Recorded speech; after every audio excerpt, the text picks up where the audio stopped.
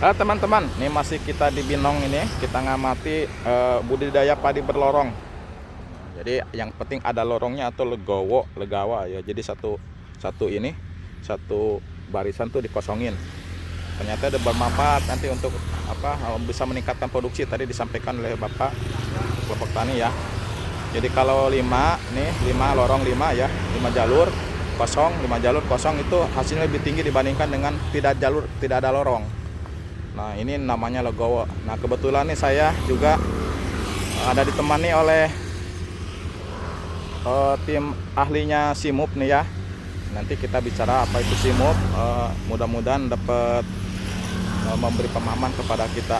Halo Pak, Bapak teh nandang namanya teh? Ya. Oh kirain. Belum berubah ya? Belum.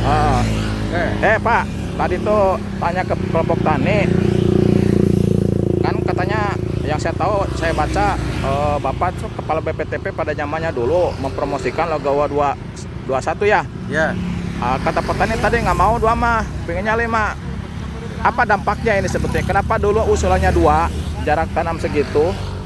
Kemudian bagaimana pandangan Bapak kan perubahan itu seperti apa dampaknya nanti ke hasil? Silakan Pak. Jadi gini, teknologi adaptifnya itu namanya jejer legowo. Dari BB Padi 21 atau 41. Ketika kita sosialisasikan dalam perkembangannya, ada yang disebut dengan adoption of adoption. Mereka melakukan adaptasi terhadap berbagai faktor, termasuk budaya tanam mereka, budaya mengelola mereka, budaya bertani mereka. Tadi kita lihat, ini lokasi SIMUP, legowo 5, dengan sistem mereka tabur tabur pupuk, disimpan di atas perut, maka tentu yang menjadi efektif buat mereka adalah legowo 5. Ya. Jadi apakah ini legowo atau tidak? Saya sebut ada sebuah proses adaptasi dari adopsi yang mereka lakukan. Ya. Tidak masalah. Karena tadi mereka menyatakan ada keuntungan di situ. Nah, kenapa relevansi 5 menjadi tidak terlalu bermasalah atau tidak bermasalah? 1996 lokasi ini lokasi IP 300. Saya tim kesini. Waktu itu karena masih 20-25. Ya. Kalau 20-25 maka efek penambahan populasi menjadi penting. Jarak tanam menjadi sangat penting. Sekarang saya lihat udah 35 ini. Artinya sudah terjadi peningkatan kesuburan tanah. Ini luar biasa. Sehingga kalau mereka tanam 5 tidak disisip, itu menjadi sebuah strategi petani mengadaptasi terhadap kondisi lahannya yang sudah berubah menjadi relatif lebih baik. Ya. Nah, dari mana lebih baikan ini? Ini kawasan ini sekarang panen sejak 2014-2015 jarang dipanen di gebuk, pakai kombain. Kombain itu panennya meninggalkan jerami yang tinggi. Tadi di PPL menyebutkan apa yang disebut dengan pemupukan in situ.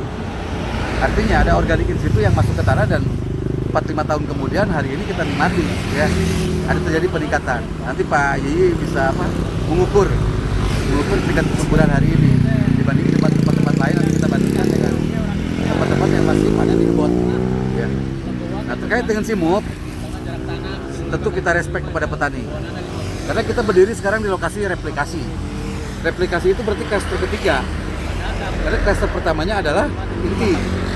Klaster keduanya adalah scaling up. Ini replikasi. Secara visual kita melihat di sini paling tidak ada 3 komponen CSA dari SIMUP yang ada.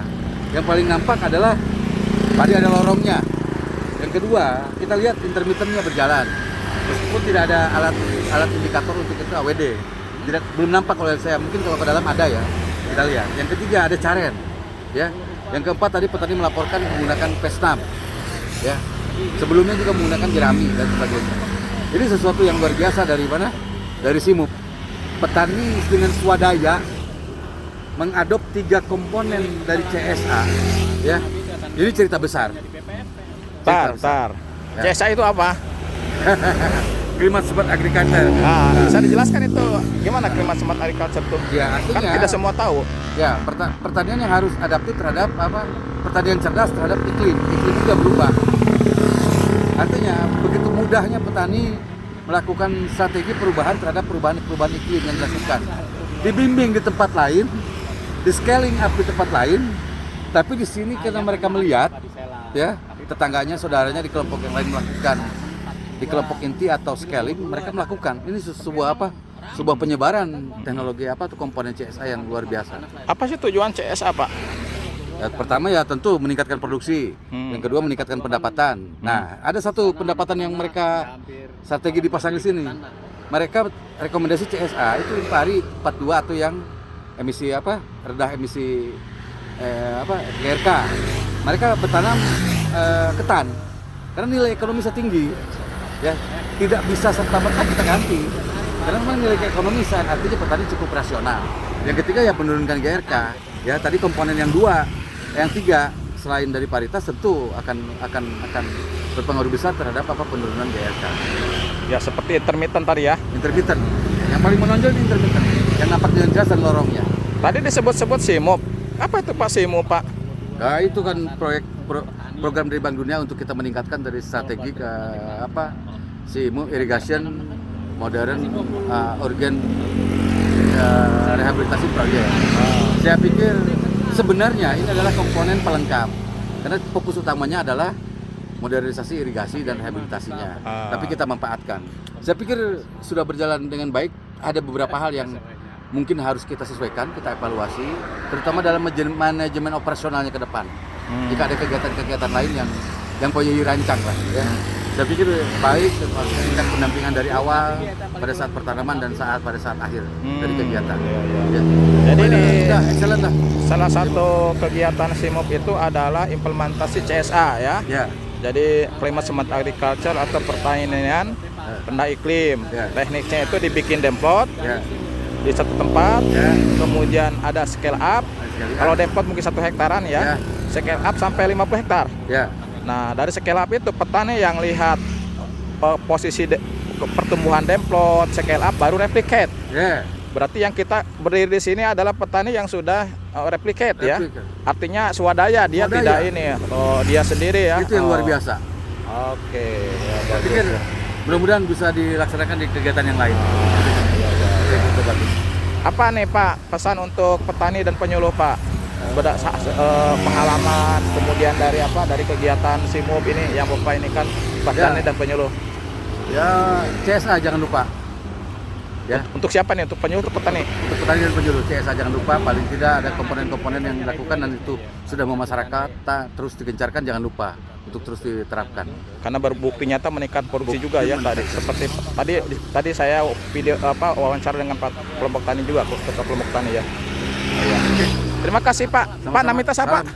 Nandang. Nandang Sunandar. Yes. Oh, jadi masih keluarga Asep Sunandar Pak? Jauh? Ya, Atau ya. beda ibu beda bapak? Beda ibu beda bapak Oh. tapi sama-sama dalang. Ah, Dalang Jajar Logowo. Makasih Pak. Ya, nuhun, Ya. Assalamualaikum.